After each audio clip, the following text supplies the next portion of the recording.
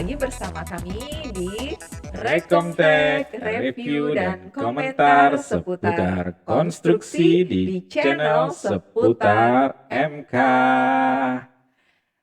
Ya, kita hari ini sesuai sama pembahasan sebelumnya, kita akan membahas masalah megatrust. Megatrust. Iya. Apakah itu megatrust? Megatrust, kita sering dengar sih ya istilah-istilah Iya, aku itu. juga sempat dengar beberapa waktu terakhir itu di berita itu, terutama di BMKG itu ngomongin masalah megatrust. Jadi aku jadi terbersit, megatrust itu kan gempa besar gitu ya.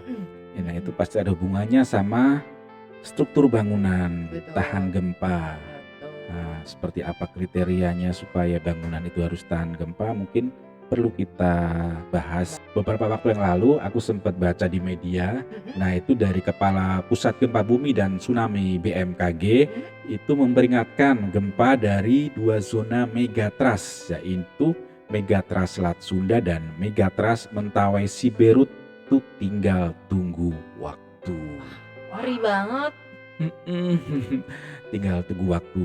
Nah, namun BMKG sendiri belum dapat memastikan nih kapan bencana alam itu akan terjadi.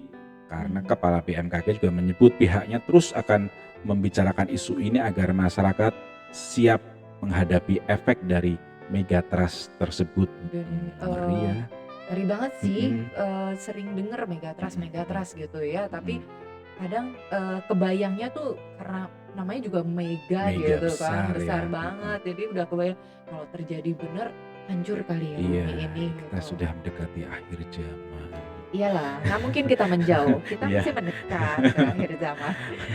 Dan megatrust ini Mas Edi apa sih itu megatrust? Secara definisi aku juga kadang ini aja dengar aja cuma kurang tahu definisi apa gitu ya. seperti apa. Nah, megatrust itu adalah gempa bumi yang sangat besar yang terjadi di zona subduksi.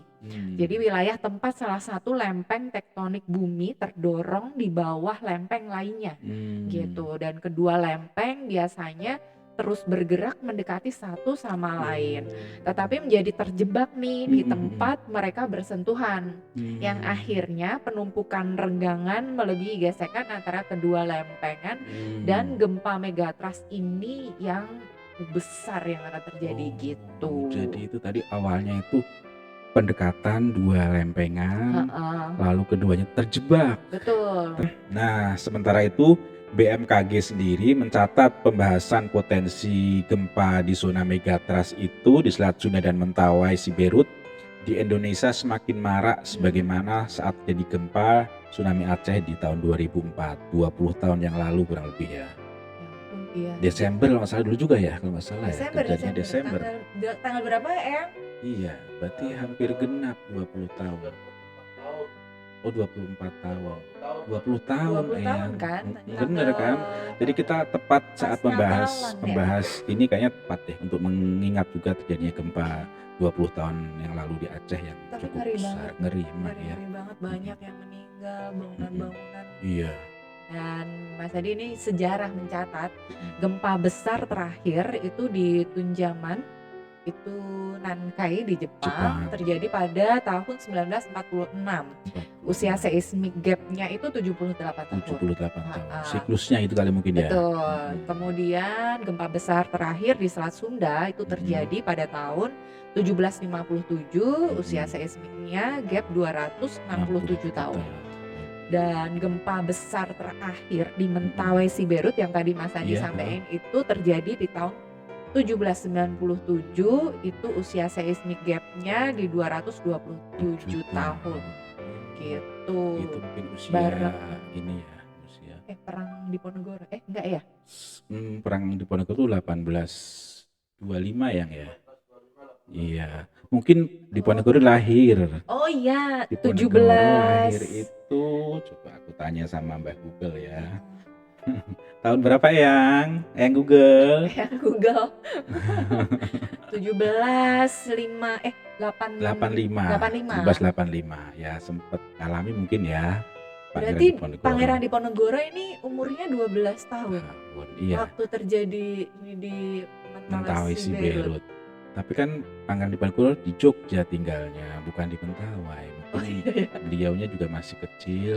Masih tapi goyangannya sampai dengan Jogja nggak ya? Mungkin nanti kita lihat buku Kenapa sejarahnya. kita bahas Iya, kenapa Diponegoro? jadi ke Diponegoro sih?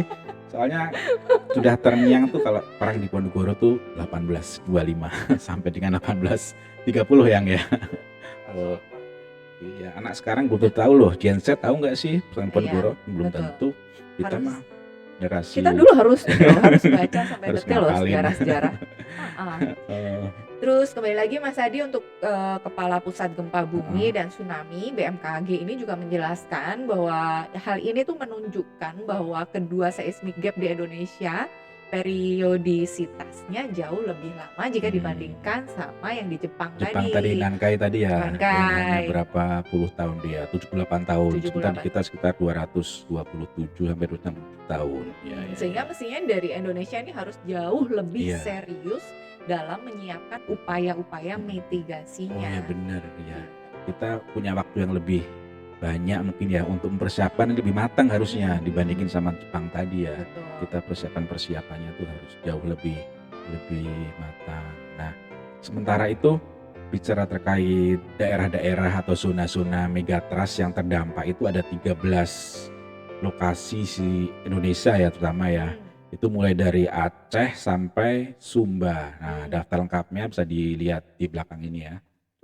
Iya, itu nanti mulai dari skala gempa yang kecil di sekitar 7,8 sampai yang paling besar itu di 9,2 ya, kurang lebih itu estimasinya apa Yang di untuk Aceh. di Aceh ya, di Aceh dan pesisir Sumatera Utara. Jadi di Pulau Jawa itu jalur gempanya juga sebenarnya udah ada ya, Iya, sudah terpetakan sudah gitu ya. terpetakan nih seperti dilihat peta di belakang juga nih ya. Itu kan jalurnya kelihatan tuh jalur megatrust. Nah, itu yang daerah-daerah yang akan berdampak dari gempa megatrust tersebut. Betul.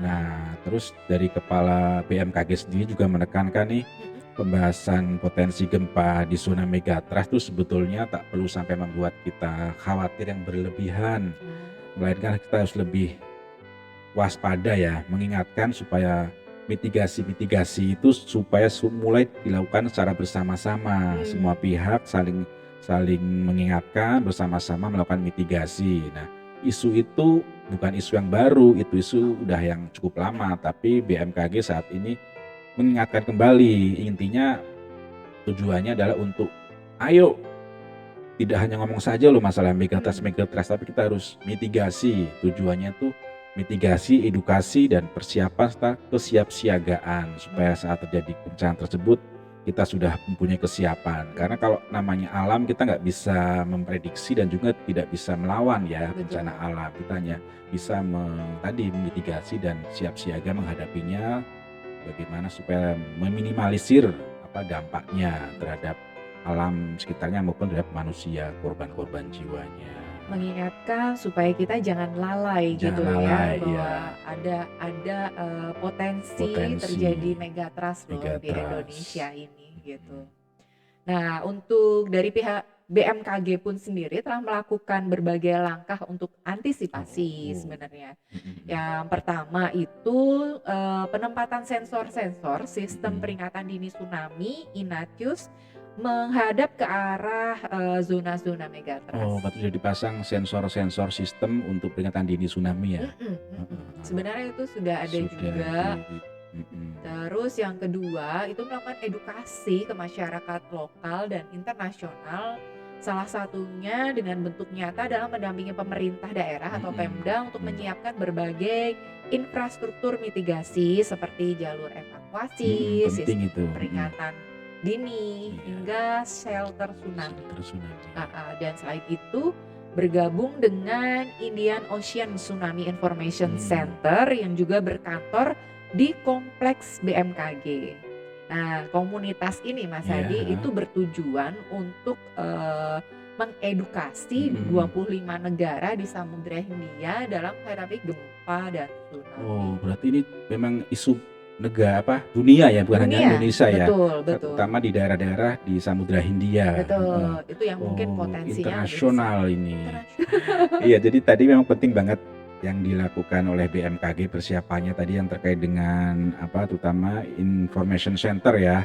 Terus ada peringatan dini, terus ada shelter supaya saat terjadi bencana itu mereka sudah tahu kemana tujuannya, tidak panik, bingung sana ke sini tapi sudah diarahkan kalau jadi bencana ini ke sini.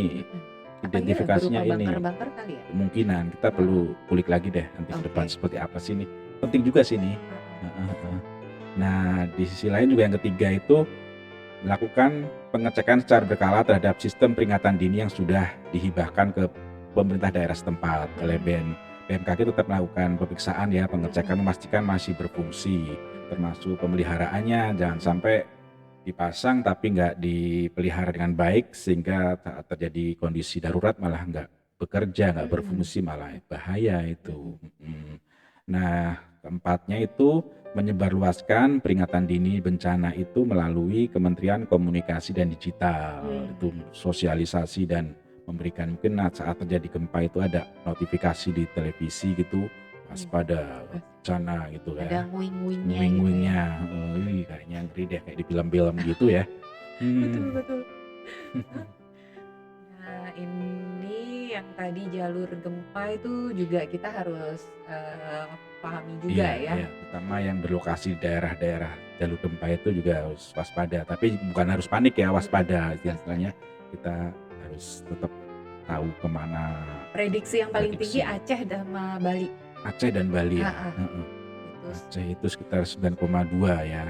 MX estimasinya itu sekitar 9,2. Sementara di Bali 9. Nah, sementara untuk mengantisipasi megatrust ini, pihak BMKG menekankan koordinasi lintas kementerian terkait megatrust yang salah satunya dengan Kementerian PU agar bisa melakukan pengawasan bangunan apakah sudah cukup kuat untuk menghadapi gempa yang berkekuatan 8,7 skala Richter dari zona-zona megatrust seperti di Lampung, Sumatera Selatan, Banten itu memang harus dicek sih.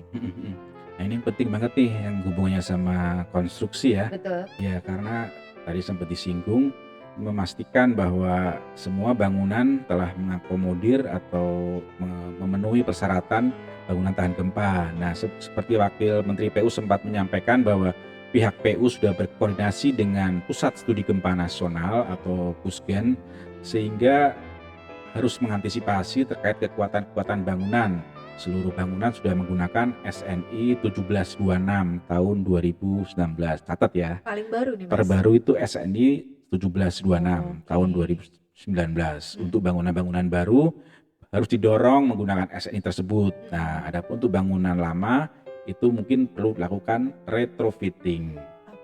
Retrofitting itu semacam proses memperbarui bangunan yang sudah ada dengan menambahkan fitur dan teknologi baru dengan tujuan meningkatkan efisiensi, keselamatan dan fungsionalitas. Nah, mungkin lebih kepada tadi keselamatannya untuk terkait dengan gempa ini dipastikan. Nanti caranya ada beberapa macam sih metodenya. Nanti kapan-kapan kita ulik lebih dalam deh. Kita panggil ahli yang benar-benar kompeten di dalamnya. Kita lebih ini ya fokusin untuk membahas masalah bangunan tahan gempa itu ya. Nah, ngomong-ngomong SNI 1726 tahun 2019 ini itu judulnya adalah Tata Cara Perencanaan Ketahanan Gempa untuk Struktur Bangunan Gedung dan Non-Gedung. Nah, ini hubungannya sama MK apa nih kalau di sini? Review betul sekali ya. Aduh, deg-degan aku. Tiba-tiba ditembak. Review. MK harus melakukan review. Di tahap pendampingan perencanaan, salah satu tugas MK adalah melakukan review, memastikan bahwa desain yang digunakan oleh perencana sudah mengadopsi peraturan gempa terbaru. Jangan pakai yang lama, karena ada yang terbaru, yang update, yang tentunya sudah mengakomodir banyak pertimbangan ya, perhitungan teknis juga. Memang harus ini sih dari MK maupun dari perencana ya, itu memang harus update terhadap peraturan-peraturan SNI. Dan biasanya kalau dari perencana ada yang terlewat, MK bisa memberikan masukan. Iya, itulah tujuannya, salah satu fungsi MK itu memberikan peringatan dini. Nguing-nguing itu tadi. Nguing-nguing ya. Sama seperti sirine alarm, kita harus bisa memberikan sirine.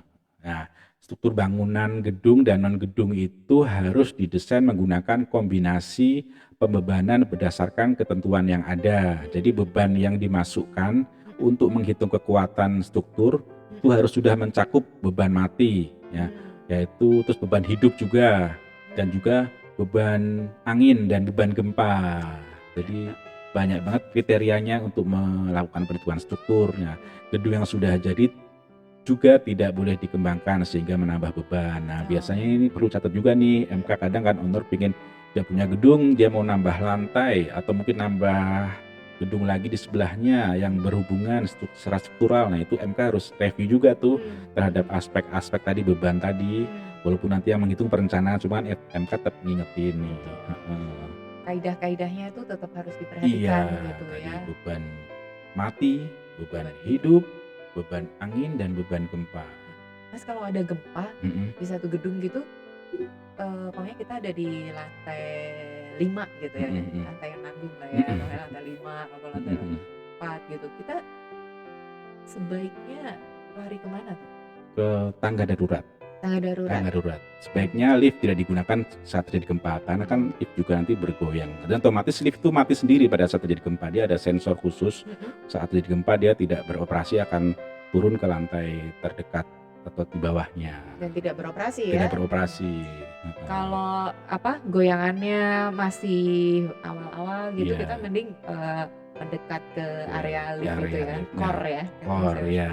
Nah, makanya tuh di setiap gedung-gedung perkantoran atau gedung umum terkait keselamatan, akses tuh biasanya harus ada disiapkan ini rambu untuk pengarah pada saat jadi evakuasi dan di kondisi darurat. Mungkin bisa di lantai, di atap, terus dikasih lampu pengarah supaya pada saat jadi kondisi darurat itu tidak panik para penghuni Tapi kita gedung. mesti panik Mas, secara panik, psikologis kan pokoknya goyang-goyang tuh mesti orang mesti panik, terus akhirnya berdesak-desakan menuju ke pintu darurat. Padahal sebenarnya kita nggak usah panik, tenang aja dulu. tenang. Tapi kita deket kolom kah, apa deket lift gitu ya. Itu dimana bangunan-bangunan itu emang didesain yang kuat gitu kan. Ya, setelah struktural dia kuat. Kalau panik, kadang orang melompat jendela. Iya, jadi bukan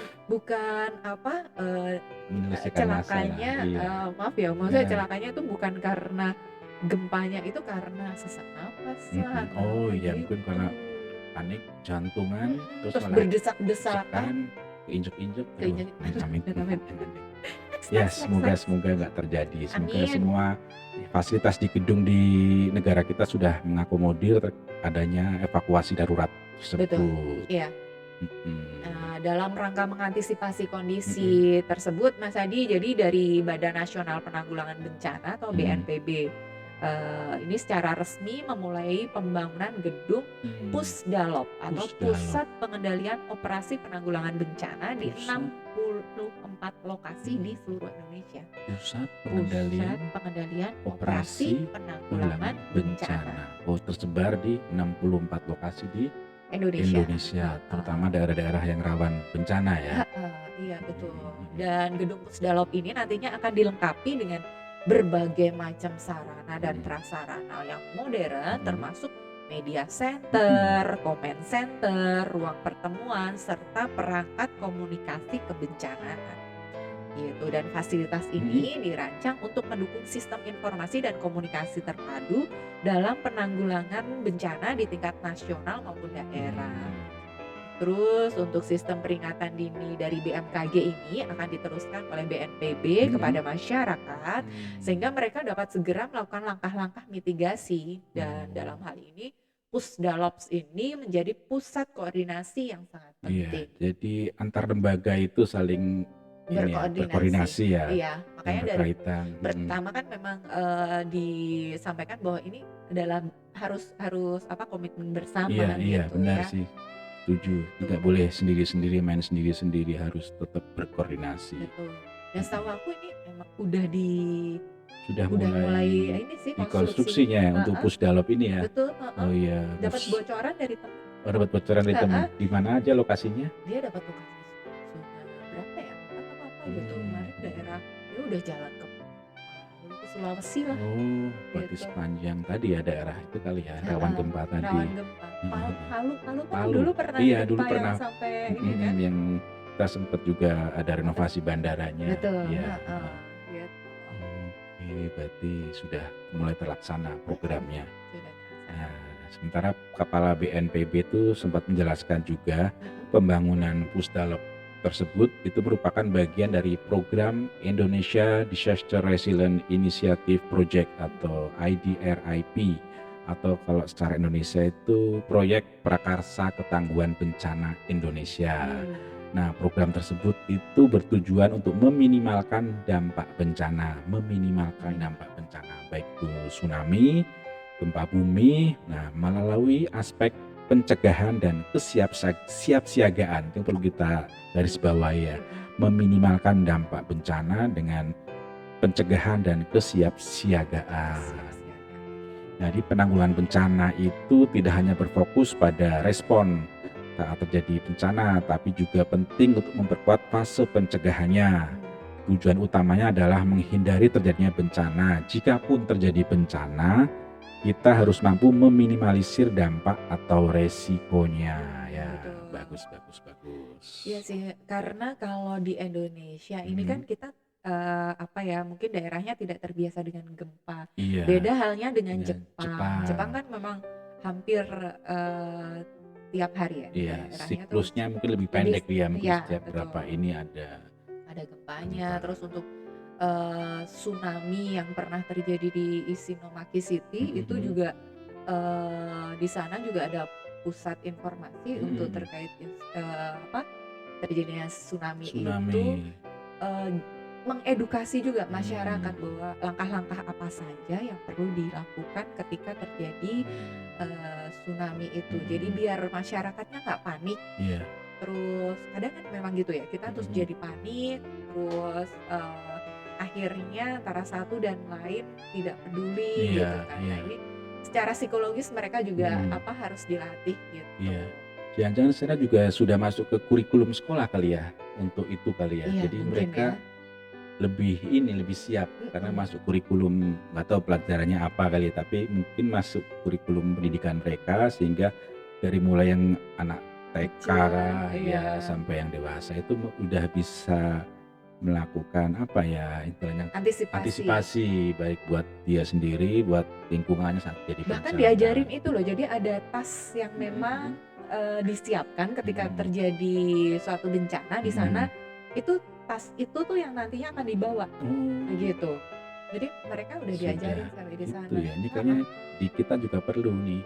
Ya kan antar lintas antar lembaga ini semuanya tadi kan udah BMKG sama BNPB nih. iya, Bisa aja nanti Disdik atau pendidikan juga ikut masuk nih memberikan edukasi buat apa di pelajar-pelajar mulai dari tingkat yang dasar maupun sampai tingkat yang tinggi itu untuk memberikan edukasi edukasi, terkait apa antisipasi jika terjadi iya, bencana. betul. Heeh. Jadi Jadi apa kira-kira kesimpulan yang bisa kita ambil dari materi tadi yang kita bahas? oke, mungkin yang pertama ini, terkait potensi gempa di Mhm. zona megatrust sebetulnya nggak perlu sampai membuat kita tuh khawatir berlebihan, Oh ya, nggak perlu khawatir berlebihan, lebay, nggak lebay, perlu over, nggak perlu over. Biasa melainkan aja kali. iya, tapi sebagai pengingat ya Mhm. supaya upaya mitigasi, Nah, edukasi, persiapan, dan kesiapsiagaan dilakukan secara bersama-sama iya, gitu. edukasi,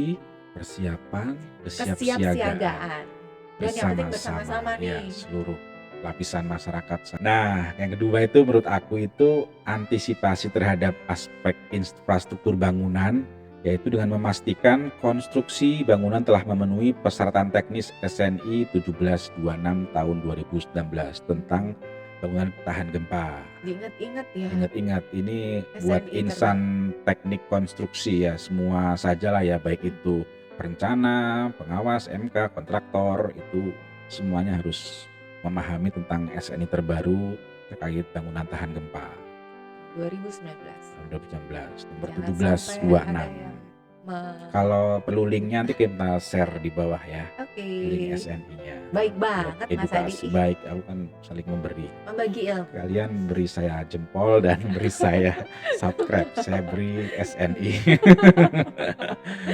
Oke, dan membangun sarana dan prasarana pendukung itu merupakan sistem informasi dan komunikasi terpadu dalam penanggulangan bencana di tingkat nasional maupun daerah, diantaranya dengan yang tadi Mas Adi, pembangunan gedung pusat Pusdalop. pengendalian operasi penanggulangan bencana atau Pusdalop yang tersebar di seluruh wilayah rawan bencana di Indonesia. Kan kita pulau-pulau nih, ini memang harus. Aku Berjajar. setuju sih Setuju. dibangun ini biar penyebarannya itu Iya. cepet gitu Iya. ya, nggak terpusat katakanlah di Jakarta aja atau di Makassar Kota-kota besar aja ya, ya, di daerah-daerah Balikpapan aja. terpencil nanti dilewatin jangan sampai. Iya, Balikpapan nggak merupakan ini ya daerah gempa kok ya. Iya, Kalimantan aman kayaknya. Kalimantan kayaknya aman. Iya, secara teknisnya. Banyak sih kalau pokoknya pembangunan data center banyak memang di Pulau Kalimantan. Oh, karena mungkin Stabil. mempertimbangkan itu ya, Iya. kestabilan. Heeh. Oke Mas Adi, kita udah bahas masalah Megatrust. Terus mungkin kita selanjutnya akan bahas-bahas lagi terkait yang masih seputar konstruksi juga. proyek konstruksi dan ya semua perkembangan yang terkait dengan kebijakan maupun apapun terkait dengan konstruksi di Indonesia Iya, khususnya. betul. Oke, sampai jumpa lagi di video Rekomtek selanjutnya. Jangan lupa untuk meninggalkan jejak dengan memberikan review dan komentar versi Anda dari topik video ini di kolom komentar. Jika Anda suka, silakan kasih jempol like-nya dan jangan lupa share videonya. Buat yang belum subscribe, silahkan klik tombol subscribe untuk terus update video-video terbaru dari kami di channel Seputar MK. Dadah!